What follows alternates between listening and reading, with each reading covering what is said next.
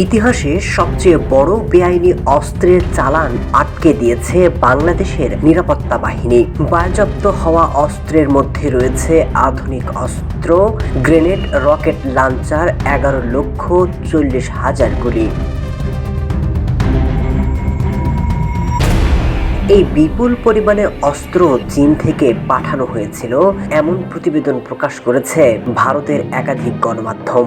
বলা হচ্ছে এসব অস্ত্র ভারতের সীমান্তে সরবরাহ করা হচ্ছিল, আর এসব অস্ত্র যদি গন্তব্যে পৌঁছে যেত উত্তর পূর্ব ভারতে বড় ধরনের সংঘাত সৃষ্টি হতে পারত।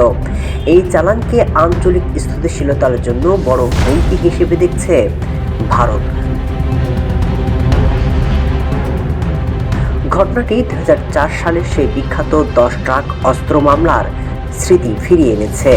অনেকে বলছে এত অস্ত্রের চালান আসা মানে আঞ্চলিক ভূ রাজনীতির সাথেও এর যোগসূত্র থাকতে পারে।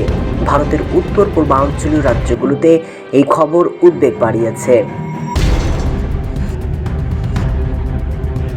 আসাম, মণিপুর, নাগাল্যান্ড সহ বিভিন্ন রাজ্যে যেখানে এরই মধ্যে অস্থিতিশীলতা পরিবেশ তৈরি হয়েছে, সেখানে এত অস্ত্র পৌঁছালে পরিস্থিতি আরও জটিল হয়ে যেত।